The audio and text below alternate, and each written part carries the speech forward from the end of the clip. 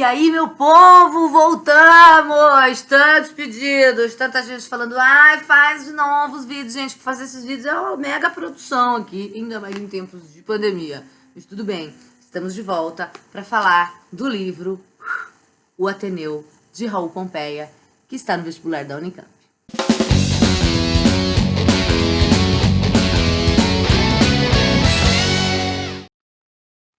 Bem, amores, alguns recados iniciais então, né? Estamos gravando esse vídeo em maio de 2020, em pleno contexto de pandemia mundial por conta da Covid-19, do coronavírus. Esse vídeo, portanto, talvez não tenha aí a qualidade técnica que eu gostaria de áudio, de vídeo, porque os meus convidados aqui participaram por meio de videoconferência, a gente não pode estar junto presencialmente, então já peço desculpas por isso, mas a vida não pode parar, a gente não pode parar, apesar da gente não saber quando o vestibular vai acontecer, como ele vai acontecer, se vai ser fase única ou não, a gente precisa seguir a vida e precisa falar do Ateneu, tá? Então, para este vídeo, eu estou contando com 4 participações incríveis que eu quero te dizer aqui. Temos a participação do Heitor Sayeg, que veio falar pra gente um pouquinho de Foucault.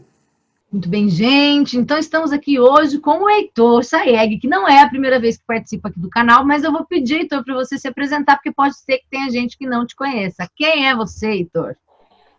Oi, Ju, muito prazer estar aqui novamente com você, né?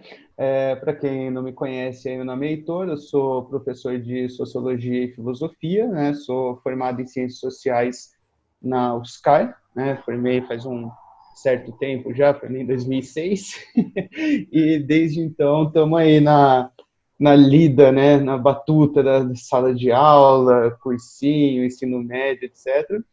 Eu trabalho com Sociologia e Filosofia, né? Tanto no ensino médio quanto no curso pré-vestibular. E eu tô faz uns 15 anos, acho, na sala de aula, e é isso aí, né? E agora brincando na história também. Eu comecei, na verdade, dando aula de História. Meus primeiros anos de sala de aula foram como professor de História, aí fiquei uns 8 anos fora da matéria, né? E esse ano eu voltei com algumas aulas, peguei algumas turmas aí de História de novo. E é bom a gente dar uma variada sempre, né? Não deixar enferrujar. Para não esquecer. Polivalente. Muito bom. Temos também a participação do querido professor Júlio César, de História, que veio fazer algumas relações pra gente do Ateneu com The Wall do Pink Floyd. Mano. Muito bem, gente. Então hoje eu estou aqui com o Júlio César. Júlio César, apresente-se. Quem é você? Eu sou o Júlio César, como você mesmo já disse. Sou eu. Na verdade, eu sou professor de História, né, cientista político por formação e professor de História por paixão. E como professor de História, eu sou um grande viciado em música, né? E principalmente rock and roll. Hoje eu vou até fazer um jabá aqui. Procura uma rádio chamada crazyrock.com.br, aplicativo Crazy Rock Rádio, tem para o iOS, tem para o Android, e vocês vão ouvir um pouquinho da minha playlist, que a minha é física, vocês podem ver aqui atrás. Eu não tenho como compartilhar com vocês. Mas, enfim, professor de História há 30 anos, dou aulas de História para ensino médio, cursinho pré-vestibular principalmente, e amante do rock and roll, da literatura, e é isso aí. Ju, você me manda depois esses links, que eu vou deixar todos na descrição aqui dos vídeos, tá? Da sua rádio. Legal. Beleza? Joia. E daí eu chamei o Ju para me ajudar com este vídeo sobre o Ateneu, porque vi assim, do alto da minha, ou melhor, aqui debaixo da minha ignorância, eu achei que poderia haver uma relação com uma música muito famosa, que pertence a um álbum muito famoso, que tem um filme muito famoso, que é o The Wall, do Pink Floyd. Eu falei, Ju, você tem que me ajudar e falar disso para mim. Temos ainda neste grupo a presença da minha amiga Lori Afonso, psicóloga, porque este livro levanta muitas questões interessantes para a gente pensar do ponto de vista da psicologia. Muito bem, gente, então hoje estamos aqui no canal com a presença da minha amiga Lori, que veio me ajudar a falar para vocês, cadê meu livro? Aqui, do livro O Ateneu. E aí, antes de tudo, Lori, além de minha amiga há muito tempo, quem é você? Então, pode chamar de Jupa? Claro. Ah, que bom.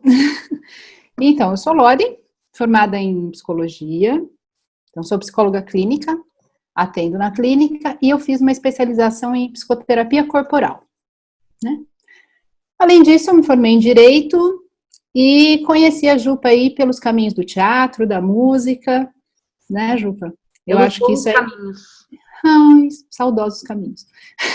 Agora que a gente tá velha, a gente só trabalha.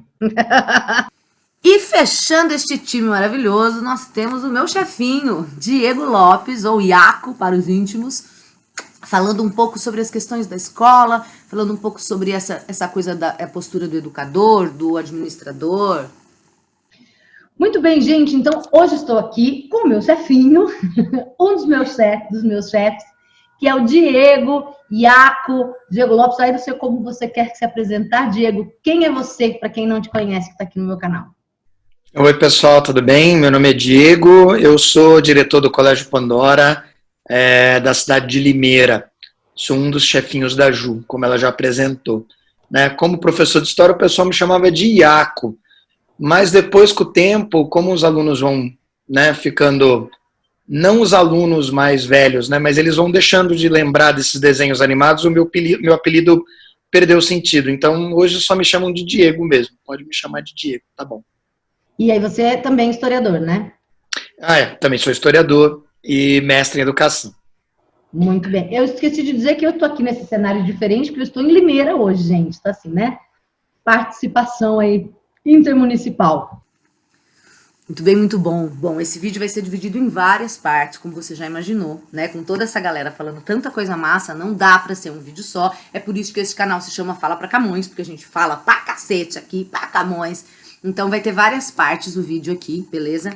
E antes da gente contar com a valiosa participação de todas essas pessoas incríveis com quem eu pude contar aqui, bom, algumas coisas básicas, né? O Ateneu é um romance, a gente sabe que a Unicamp aí é uma lista, tem uma lista de leituras obrigatórias que inclui vários gêneros. Este é um romance mesmo, tá? É o livro mais fácil da lista da Unicamp? Provavelmente não. Não é o livro mais gostosinho que você vai ler, não é o livro mais tranquilinho que você vai ler, porque ele tem, primeiro, uma questão da época, né? A gente tá falando do século XIX, e segundo, porque faz parte do Raul Pompeia, esse rebuscamento, como você vai ver, faz parte do estilo desta obra, um certo rebuscamento. É uma obra publicada em 1888, ela foi publicada como folhetim entre abril e maio de 1888, e o Raul Pompeia tinha, então, 25 anos quando ele escreveu e publicou esta obra, tá? A edição que eu usei aqui é uma edição muito legal, aliás, da Zahar Editora, Clássico Zahar, que conta com uma introdução muito legal, uma apresentação, na verdade, escrita pelo professor Ivan Marques, professor da USP, tá? Da Universidade de São Paulo. Além disso, no final, essa edição traz alguns dados... Espirrei!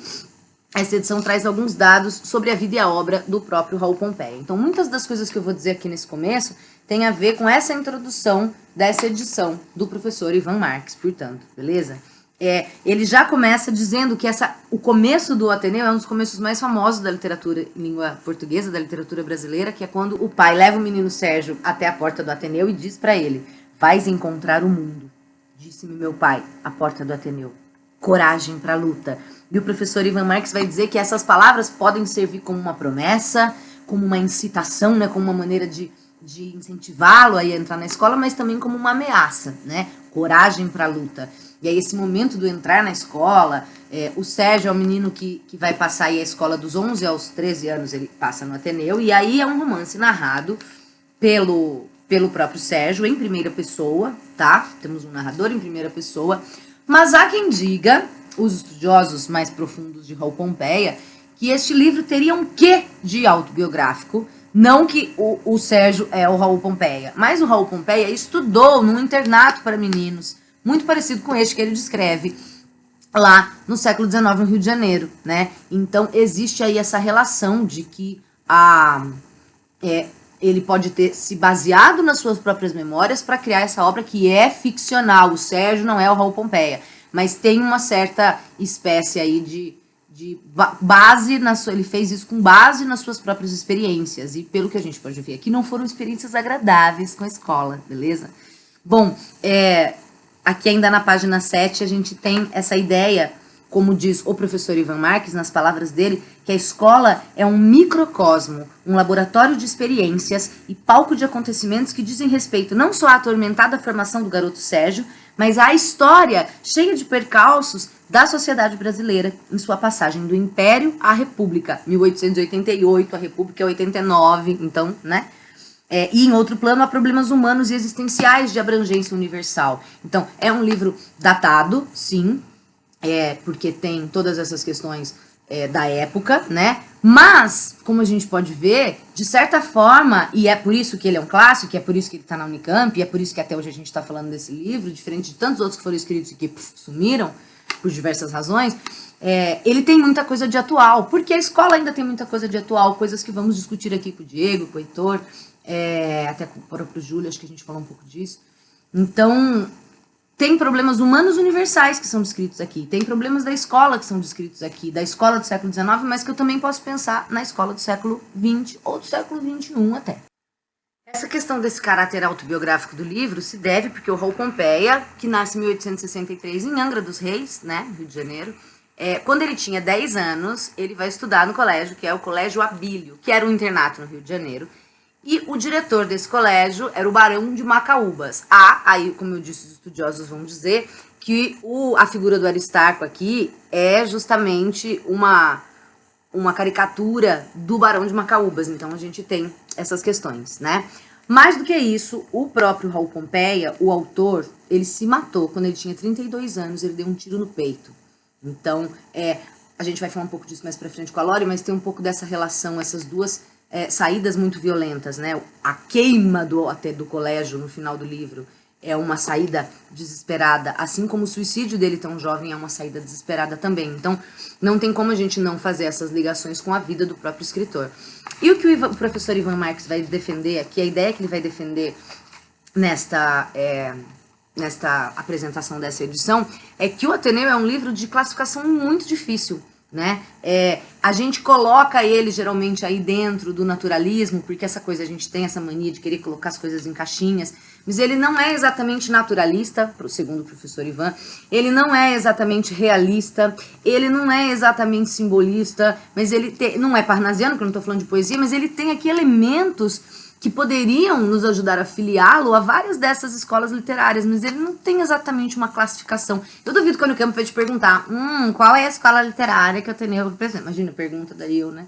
Mas enfim, eu acho que essa singularidade do livro é isso, a gente fica nessa de querer colocar em caixinhas e não necessariamente existem essas caixinhas tão certas. Uma obra às vezes cabe em mais de uma, né? Então ele tem aqui um rebuscamento que não é super próprio dessa prosa naturalista, por exemplo. O professor vai citar aqui algumas coisas, ele poderia se enquadrar aí, os críticos mesmo se dividem em naturalismo, ele tem um psicologismo idealista com tendências simbólicas, a ideia da vingança dele, meio que o Mário de Andrade vai classificar o livro como naturalista por conta dessa vingança, por conta da queima do Ateneu no final, mas ele tem pontos impressionistas, pontos expressionistas, um pouco realistas, mas ele é muito subjetivo para ser realista, então é um livro que fica realmente aí de difícil classificação. Ele trata de temas polêmicos, mas ele trata desses temas polêmicos com uma maneira muito sutil, então quando ele vai, como é que fala isso? Ele sugere as relações homoafetivas aqui, né? Se isso fosse um romance naturalista, como a gente conhece, tipo Curtiço, ele ia descrever os pormenores, né? Ele tem um pouco desse pudor. Então, fica uma coisa realmente difícil de classificação aqui, né? O professor Ivan Marques cita uma outra professora, que é a professora Lúcia Miguel Pereira. A crítica argumentou que o Ateneu não tinha como assunto principal a má influência dos internatos, nem pretendia explicar seus personagens, indo, na verdade, além da investigação do meio, que é própria do romance de tese, você lembra lá o Curtiço, né? Para revelar os conflitos interiores de um menino inadaptado. Mais do que a questão social do internato, é uma questão particular desse personagem Sérgio.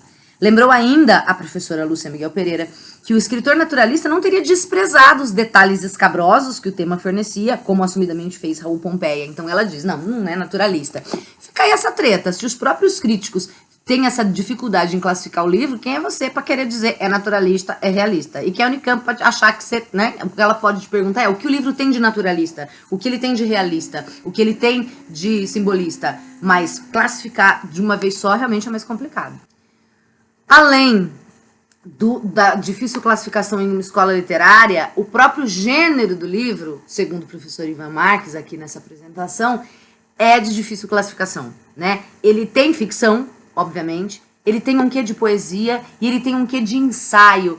Você que leu aí sabe que o Dr. Cláudio, que é um dos professores do Ateneu, ele vai fazer algumas conferências, né? São 3 ao longo do livro. Essas conferências são vistas como ilhas ensaísticas. Elas são, na verdade, ensaios em que o Raul Pompeia está aproveitando a voz do Dr. Cláudio para falar sobre vários temas que ele acha importantes aqui. Então, é como se eu saísse do romance, mas aqui tem um pedaço que é ensaio, então a própria classificação do livro é difícil. Com relação à linguagem, ele tem uma linguagem super rebuscada, que pode dificultar um pouco a sua leitura, né? Não é dificultar a sua leitura, você vai conseguir ler, você não é besta. Mas é uma linguagem rebuscada que exige um pouco mais de paciência, existe um pouco mais de atenção. São muitas metáforas, o vocabulário é cheio dessas raridades, desse rebuscamento, abundância de ritmos, correspondências sonoras, ornamentação. É uma linguagem muito trabalhada que dificulta um pouco aí a nossa imersão, né? Ele conta uma coisa usando uma coisa muito simples, usando uma linguagem super trabalhada, tá bom? Então, essa é uma questão importante. Outra coisa importante é que o Ateneu pode ser classificado como um romance de formação. É claro que o Sérgio está passando só dos 11 aos 13 anos aqui, mas a gente tem na literatura, no cinema, vários exemplos disso, né? Dessas narrativas de formação que acompanham o crescimento do protagonista. Mais famosa que eu posso te falar, Harry Potter, né?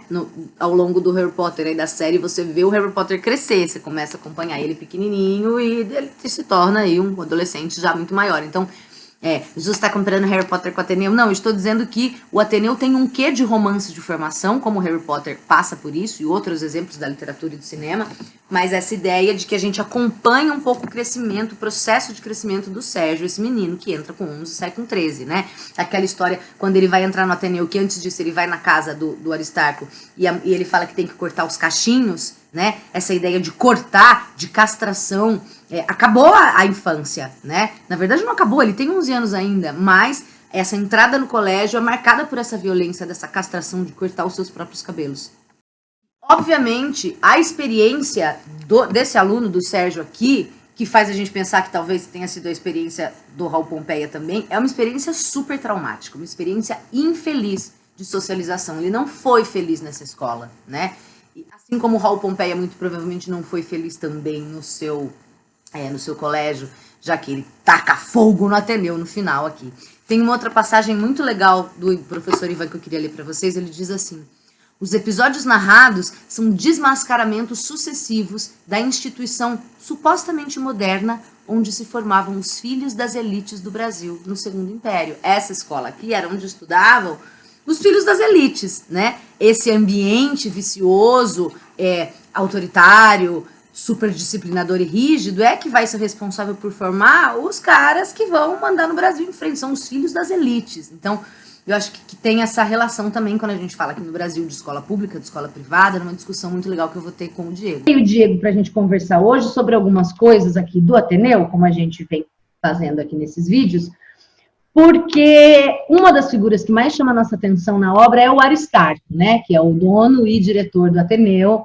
E aí essa coisa que ele tem de sempre ser o homem sanduíche, como ele é chamado na obra, o homem propaganda, ele está sempre fazendo, sempre que ele pode, ele faz propaganda. Tem uma coisa também que eu não sei se eu te falei, Diego, eles têm um material próprio do Ateneu, que são os livros didáticos da época, né? E daí esses materiais, eles vendem para o Brasil todo, então ele faz a propaganda não só do colégio dele, mas também desse material didático que eles têm, né? Que legal. Diz a lenda, dizem os pesquisadores do Raul Pompeia, que é o autor aqui, que esse livro seria uma coisa meio inspirada na vida do próprio Raul Pompeia, que estudou num colégio interno no Rio de Janeiro, na segunda metade do século XIX, e que essa figura do Aristarco, que é o diretor, é inspirada no diretor do colégio no qual ele estudou. Eu estou procurando o nome aqui, não estou achando, né? Mas, enfim, é uma personagem muito forte do livro, e aí eu fiquei aqui pensando nessa figura do administrador da escola, E aí te chamei para conversar porque você meio que ocupa este papel, né? De ao mesmo tempo ser o administrador da empresa que é a escola e ao mesmo tempo ser o educador. A gente tem escolas que são comandadas por pessoas que não são educadores, né? E eu, por exemplo, sou uma educadora, mas não sou administradora. E eu queria te perguntar um pouco desse papel, assim. Escola é empresa, não é empresa? Como que é isso? Bom, tomara que você não esteja me comparando com Aristarco, Não, né? Apesar da gente ter um material próprio, né? E de eu ser um pouco sanduíche também, porque eu adoro falar da minha escola, adoro falar dos meus professores, adoro falar do trabalho que a gente faz lá. Mas escola não é uma empresa. Ou pelo menos não deveria ser, né? Principalmente no Brasil existe um pouco dessa confusão de uma privatização do ensino muito forte e da presença do setor privado dentro da educação de uma maneira muito forte, mas essa não é a realidade de outros países no mundo, principalmente países desenvolvidos ou até mesmo países em desenvolvimento, né? Na verdade, educação é um direito básico, é um direito público, assegurado, no caso do Brasil, pela Constituição, só que no caso brasileiro, esse direito ele não funciona, ele, né, como vários outros direitos, ele não é bem mantido pelo Estado, e aí alguns grupos, e aí entra, né, nós dois, trabalham de maneira privada com esse serviço que deveria ser público, né? Então, aos olhos dos outros educadores do mundo, né, nós trabalhamos num limbo que eles chamam de a sombra dos sistemas educacionais, é assim que eles definem essa área de estudo, que são pessoas que, ao invés de prestar um serviço público na educação, prestam serviços privados, né? Como o seu caso e o meu caso, né? E essa sombra, né, em alguns países, ela acaba se tornando maior do que o próprio objeto dela, né? Ela acaba tomando conta, né, do corpo, né, que ela deveria, na verdade, ser só uma sombra, mas bem num conto, né? Tem um conto, né, do Dickinson, né, que acontece isso, que a sombra acaba tomando conta do corpo, que é mais ou menos o que acontece no caso brasileiro. A gente tem uma presença muito forte do setor privado na educação, mas essa não é uma realidade mundo afora, né? Então, a gente trabalha aos olhos de educadores estrangeiros num limbo que eles chamam dessa sombra, né, dos sistemas educacionais, né? Como eu falei, né, meu mestrado foi fora do Brasil, né, e era muito difícil explicar para os meus colegas o que eu fazia, né? E teve uma hora que eu deixei de falar que eu era, né, como Aristarco, dono e educador, né, e eu decidi falar que eu era professor. E mesmo assim, professor, que legal, você trabalha para qual governo? E aí eu não trabalho para governo nenhum, eu trabalho para uma entidade privada. E eles me olhavam meio esquisito, né? Seria mais ou menos como a Ju falar que trabalha, sei lá, na polícia privada, né? Como se você tivesse, eu trabalho, né, numa polícia, né? E ela é para qual governo? Não é para governo nenhum, é uma polícia privada, né? Então, o estranhamento é esse. Como você falou, no Brasil, isso é geral. A saúde privada e até a própria segurança privada, apesar de ter a polícia. Então, para a gente soa muito normal, né? O que não deveria... Soa muito normal, exatamente, mas essa não é uma realidade mundial de nenhum país, né, mundo afora, até mesmo nos Estados Unidos. Você imagina, poxa, o centro do capitalismo mundial, o centro do liberalismo, né, o sistema ele é educacional norte-americano, ele é 95% público e 5% privado, e esse 5% privado normalmente são de escolas confessionais, né, são escolas religiosas, que também é uma característica muito peculiar dos sistemas privados ao redor do mundo, né, e no Brasil a gente tem uma presença que vamos dizer assim, laica também na educação privada, que também não é muito comum em outros países no mundo, né. As 3 conferências do Dr. Cláudio, que eu já comentei aqui um pouquinho antes, né, para vocês, na primeira ele vai falar sobre o Brasil, na segunda ele vai fazer uma conferência sobre a arte, o papel da arte, e na terceira ele vai falar sobre a questão do internato mesmo, né? De novo, são para nós ensaios, momentos em que a gente pode acompanhar o próprio pensamento do Raul Pompeia a respeito do que ele pensa sobre a escola, sobre a arte, sobre o Brasil, enfim. Que leva aí, como eu disse, o livro é uma fica difícil colocar ele numa caixinha, fica difícil classificar, tá? A gente tem várias questões que são levantadas aqui. A questão da revolta contra o sistema educativo, contra esse sistema super autoritário, super opressor. A gente tem os problemas psicológicos que isso traz, que isso levanta, que a gente discute bastante aqui com a Lori. A gente tem o drama da solidão desse menino, a gente tem todas as questões homoafetivas, da homossexualidade que fica sugerida aqui. São muitas questões. Mas uma das questões que me chamou muito a atenção quando eu estava lendo foi fazer uma relação com The Wall do Pink Floyd. Então convido aqui, Júlio César, vem me ajudar, por favor. E daí eu chamei o Ju para me ajudar com este vídeo sobre o Ateneu, porque vi assim, do alto da minha, ou melhor, aqui debaixo da minha ignorância, eu achei que poderia haver uma relação com uma música muito famosa, que pertence a um álbum muito famoso, que tem um filme muito famoso, que é o The Wall do Pink Floyd. Eu falei, Ju, você tem que me ajudar e falar disso para mim. Tá bom. Por onde começamos? Eu vou abrir umas telinhas que eu preparei aqui, e a gente já faz um apanhado do que é o The Wall, o contexto que surgiu, enfim, de uma forma bem geral, obviamente, né? Porque nós temos no máximo 3 horas de encontro, é isso, pelo que eu ouvi dizer? Estourando 4. Mentira, gente. E aí tem umas telinhas que eu queria mostrar para vocês. Então, por exemplo, antes da maioria esmagadora, imagino eu, né, ter surgido, ter estreado no planeta Terra, a gente já ouvia o Pink Floyd. A gente, pelo menos eu, né, que a Ju é muito novinha, mas o álbum é de 1979, né, o álbum The Wall, e o filme, 3 anos depois, 1982, na direção de um cara fabuloso, né, chamado Alan Parker.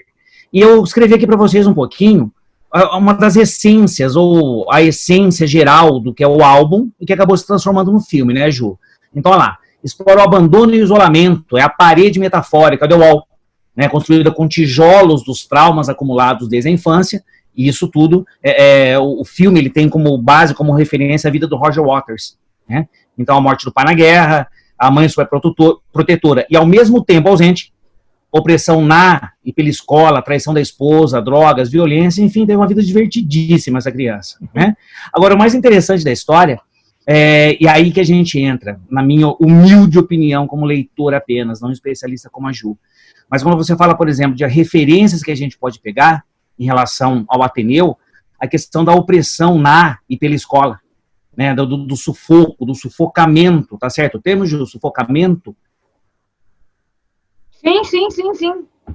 Esse sufocamento, né, agora com a assessoria técnica da Juliana dizendo que tá tudo certo, e você pega, por exemplo, Roger Waters, quem conhece a obra dele, não se assustou no show dele, por exemplo, quando ele fez discursos políticos. Tá? Então, crítica ao governo, e olha só interessante, nas letras do álbum aparece isso muito claro, muito explícito, Ju. Governos ele critica por quê? Fazem guerras e promovem conflitos entre os seus próprios cidadãos.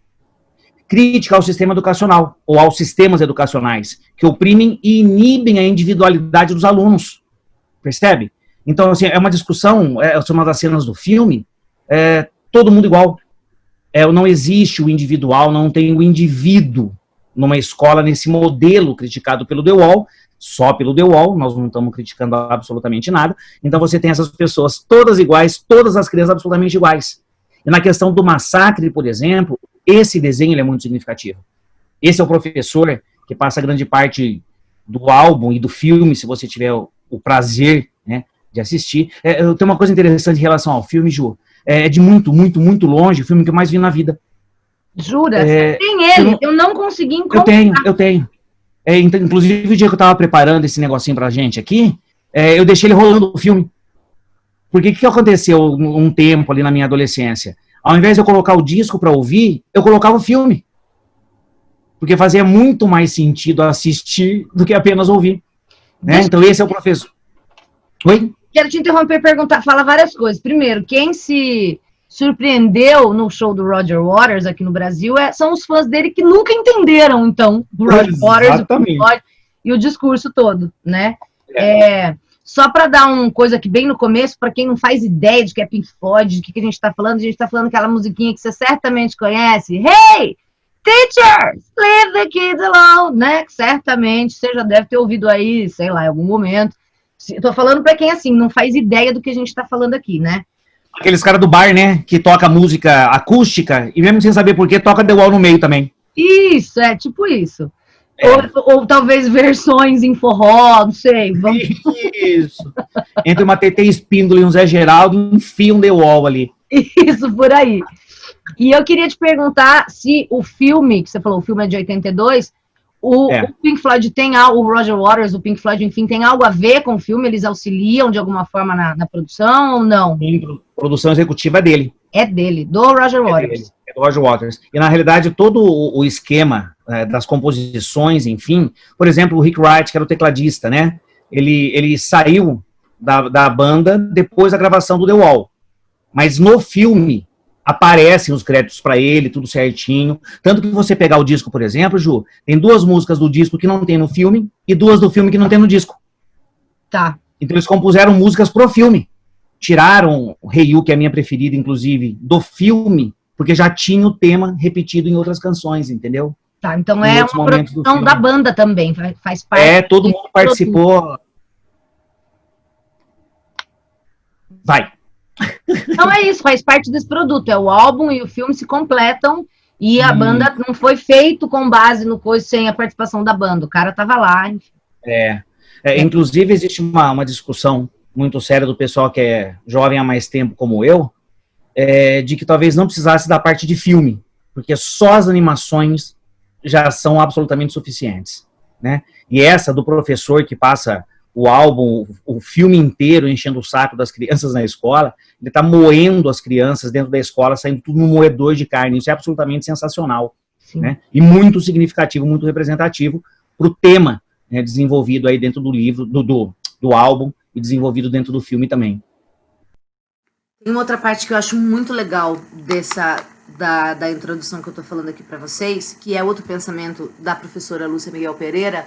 Ela vai dizer, né, diz na verdade o professor Ivan Marques aqui na obra, ele vai falar, longe de ser uma crônica de saudades, porque o livro tem esse subtítulo, né, o Ateneu, Crônica de Saudades, mas que saudades se ele foi tão infeliz lá, né? Então ele diz, longe de ser uma crônica de saudades do tempo de estudante, o sentido do livro, conforme a leitura de Lúcia Miguel Pereira, estaria na saudade que os desajustados carregam pela existência em fora do conchego placentário. Se o colégio arde em chamas, a vitória foi, portanto, não do adulto, mas da criança, para quem a experiência do internato não teria produzido, então, nenhuma substancial modificação. Eu acho bonita essa ideia dos desajustados, né? Você que vai super bem na escola, que consegue tirar suas notas boas, ou consegue ali passar raspando, e tem amigos, você não sabe o que é uma experiência de uma pessoa que não se ajusta no colégio. E aí, de novo, volta essa ideia do ele tacar fogo, o Ateneu perecer no fim da obra aqui, é uma referência muito forte a isso, né? A esses desajustados. Eu acho isso muito bonito e interessante da gente pensar com todas as questões de bullying, inclusive. Porque eu acho, e vocês que leram já sabem disso, que esse livro tem várias questões que a gente pode discutir do ponto de vista da psicologia mesmo, né? E daí eu acho que talvez uma das coisas que mais chame a nossa atenção, para a gente começar a conversa aqui, Ló, é a questão das relações homoafetivas que tem no livro, que ficam muito na superfície, assim, muito veladas, mas que chamam muita atenção, já que é um internato, que só tem meninos ali, e porque existe uma dúvida aí de que o Raul Pompeia era gay, de que o Raul Pompeia baseou um pouco dessas histórias nas histórias que ele mesmo viveu quando ele estava no internato, né? E daí, se a gente imaginar que esse menino ficou no colégio aí dos 11 aos 13 anos, né? Fica essa dúvida. Isso é normal, não é normal? Essas relações são naturais, não são naturais? O menino que tem esse tipo de relação necessariamente vai na vida adulta ter também? Enfim, eu não entendo absolutamente nada disso. Lori, o que você quer nos dizer? Acho bem legal essa pergunta. E para começar, sem dizer... Não vou trazer verdades, vamos trazer possibilidades, para já, né, não fechar a questão. Essa história de normal, anormal, ela tem tudo a ver com o início da modernidade, né? Então o homem deixa de ser guiado pelo que Deus coloca, através dos seus mediadores, né, do teocentrismo, e aí vem a história da razão, né, que o homem pode sim conhecer, e explorar a natureza e classificar as coisas. Então, a gente vai ter isso no século XIX, que é a ciência classificando, inclusive é onde surge o termo homossexualidade, classificando homossexualismo como uma patologia, né? Sabe que eu já tomei bronca uma vez, bronca com amor. Bom, deixa eu primeiro corrigir uma coisa. O Sérgio fica no colégio dos 11 aos 13, tá? E eu tomei uma bronca uma vez que eu coloquei nos slides homossexualismo, falando de alguma coisa, e uma aluna no final do aula chegou para mim, Ju, a gente não usa homossexualismo, porque esse ismo tem uma carga de doença. E eu não sabia, né? Então, assim, aprendo muito com os meus alunos, aprendo demais essa, que esse é um tema... Não, é uma loucura, assim, porque realmente as palavras, elas definem os valores, né? E só que a gente também fica aprendendo o tempo todo, né? Eu acho muito legal que tem essa liberdade de corrigir, de questionar. Inclusive, até para esse vídeo aqui, né? Eu estava pensando, às vezes a pessoa tem como pecado pela religião dela, né? Inclusive, esse normal, ele vem de uma ideia cristã, né? De que o sexo é para reprodução. Então, momento sono, não, gente, e aí isso seria anormal, né? Então é um convite, assim, para pensar primeiro que a questão não é se é normal, é pecado, né? Andar sobre as águas também não é normal, e é um poder divino, né? Então, a gente pode simplesmente colocar esses valores, eu digo assim, coloca seu valor religioso ao seu lado, tudo bem, ele não vai sair da sala, porque neutralidade total não existe, né? Mas deixa a ciência falar, escuta o que as ciências dizem sobre isso, né? Então, bom, pegando até, inclusive, a época desse livro, né, Jupa, a gente tem mesmo vários movimentos assim, em conflito e se complementando, né? Então, a gente tem o liberalismo econômico, por exemplo. Então, deixa as pessoas terem propriedade, o Estado não vai se meter nisso, ok. A gente tem esse movimento forte da razão, né, da ciência, é a ciência que vai dizer o que é certo, o que é errado, mas aí fica assim, o homem é completamente racional. E a gente tem o movimento do romantismo também, dizendo, opa, não, o homem tem paixões, tem impulsos. Eu acho que esse livro também traz um pouco esse ambiente de confusão, assim, né?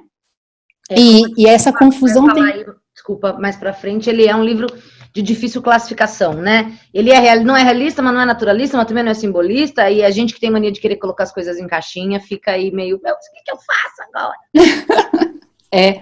Isso que é duro, a gente foi educado a colocar as coisas em caixinha, isso já vem faz tempo, né? Então, a gente vai ter a ciência colocando que é anormal. Tá. Só que essa confusão toda, ela também está presente no desenvolvimento do adolescente, né? Ele também está num momento de processo de formação de identidade. Ele também está se perguntando o que é certo, o que é errado, o que é anormal, o que é normal, né? E no momento que vem essa rotulação, você não permite que as pessoas se questionem o que elas são, né? Então, o que eu vou trazer aqui é um pouco de falar sobre isso, né? Sobre... Vamos se perguntar como é que é essa coisa da sexualidade, lembrar da nossa adolescência, né? Então, para começar, sexo não é igual a sexualidade. Você está dizendo que ele não fala de relação efetivamente, né, de ato sexual, né, Jupa? Não. Na verdade, já para deixar claro, assim, a minha pergunta não é se é normal a relação homo, mas se é natural, no sentido de que, se isso é comum, acho que é melhor colocando, que a pessoa nessa idade tenha essa curiosidade, entendeu? Eu fico sempre lembrando, o choque que eu tive, e já te cortando aqui, porque eu sou dessas, o choque que eu tive quando eu ouvi a música do Chico Buarque, 12 anos, que ele fala, ai, que saudades que eu tenho, não sei o quê, quando eu fazia troca-troca. Eu fiquei, meu Deus, Chico Buarque, viado! Eu, adolescente, né? Então, assim, Pois é. é um pouco dessa pergunta, essa curiosidade nessa idade, nessa fase anormal, enfim, que é o que eu acho que você vai começar com essa conversa de que sexo não é sexualidade. É, exatamente, mas é legal trazer esse termo normal até para a gente poder dizer que não é isso, né? Então, a sexualidade, ela está dizendo de um desenvolvimento nosso em busca do prazer, de descobertas, né? E a gente não pode olhar com a nossa mente de sexualidade adulta para a sexualidade do adolescente, né? Só que a adolescência nem era olhada assim pela ciência, né? Fica claro assim que parece que ela é um período entre criança e o adulto, né? Eu diria que é praticamente como se fosse um corredor numa casa, assim. Todos os cômodos têm móveis, tem um ambiente. A adolescência parece que é um corredor, não tem móvel, tem nada, você só passa por ela e vai para algum lugar, né? Então, só para dizer que foi muito tempo depois que começou a se falar sobre adolescência, né? Bom, só que mesmo no final do século XIX, aí no começo do século XX, aparece também na ciência o Freud, trazendo que, opa, o homem não é só razão, também existe o inconsciente, também existe uma subjetividade. E a sexualidade, ela não é só biologia. Inclusive, ela é essa busca pelo prazer, essa descoberta, e ela está presente desde o bebê. Chocou a sociedade, né? Sei lá, quantos 120 anos atrás, não sei. Freud, comunista! Desculpa, não resisti. Mais ou menos por aí. E choca a gente saber que talvez esse tipo de menção também choque as pessoas agora, né? Muito! Então, o bebê, ele sente o prazer na amamentação, a criancinha vai ficando, ela vai manipulando o próprio corpo e descobrindo lugares de prazer. Uma hora ela vai descobrir o órgão genital, e aí o menininho vai mexer, a menininha vai mexer lá, vai descobrir que é gostosinho, né? E talvez nesse momento venha o pai com a sua sexualidade adulta e diz, meu Deus, meu filho é um tarado, minha filha é uma pervertida. E ele está descobrindo prazer, ele não sabe do sexo, não tem essa conotação. Então, e aí nesse crescimento, vamos lá, por volta de uns 8, 9 anos, 10 anos, quer dizer, a criança vai começar também a ter relações mais íntimas com um amigo, com uma amiga, no sentido de formar vínculo de amizade. Até então você coloca tudo junto, joga brinquedinho, né? Depois vão se formando as relações afetivas mesmo. E aí a sexualidade vai fazer parte disso, né? Só que na adolescência a gente tem os hormônios sexuais a todo vapor. Então, tem uma carga de energia muito alta. E aquilo que era meio eu comigo mesmo, começa a vir para a periferia, eu começo a querer tocar, né? A achar a minha amiga bonita, o meu amigo bonito. Então, nesse sentido, é comum que eu comece a interagir com carinho, com esse afeto diferente, comece a me descobrir, a achar que eu tenho mais... nossa, eu me sinto de tal forma em relação a essa pessoa que é diferente de como eu me sinto em relação às outras, né? E o Freud vai dizer algo também que vai ser chocante, que é assim, até um determinado momento, há uma bissexualidade, né? É só depois desse processo de desenvolvimento que aí eu vou escolher o objeto da minha sexualidade, né? Então, até o momento, é bissexual. Aí você interna um monte de menino junto, pulsando, né? Sexualidade. Vai dar merda isso. fervendo, né? E um assunto que depois a gente vai chegar, né, quando falar de disciplina, com essa história de todo mundo olhando para todo mundo que está fazendo, que não está, né? A sexualidade tem isso de interessante, né? Quanto menos você fala dela, quanto mais você pune, quanto mais, a maior é a excitação sexual. É aquela história que proibido é mais gostoso. Exatamente, porque causa mais tensão. Tensão gera mais carga, né? Então, e aí, qual seria o problema, assim? Se eu não posso falar sobre isso, se ninguém me orienta sobre isso, eu só sei que tem um negócio errado, isso não pode, isso vai gerando uma tensão. Em vez disso pulsar de uma maneira pelo verso, pelo que seria naturalmente, vamos colocar assim, então eu vou pulsar pelo perverso também. Então, entender também isso, né? Quando eu bloqueio esse fluxo natural, eu não vou acabar com a sexualidade, com a energia sexual da pessoa. Ela vai ter que encontrar outros caminhos, né? E aí talvez a gente vai ter perversões, ou abusos, né? Porque não tem orientação nenhuma.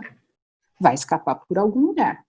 E meu povo, chegamos ao final da primeira parte, então, ao final do primeiro vídeo dessa série de vídeos sobre o Ateneu. Eu venho aqui dar uma pausinha para o vídeo não ficar um pouco mais gigante do que ele já está, para a gente dividir essa conversa aí. Te peço para voltar para ver a parte 2. Enquanto isso, se você quiser aí deixar seus comentários, curtir o vídeo, compartilhar, enfim, procurar lá o Fala Pra Camões no Instagram, a gente se encontra de volta aqui, eu e meus convidados, na parte 2.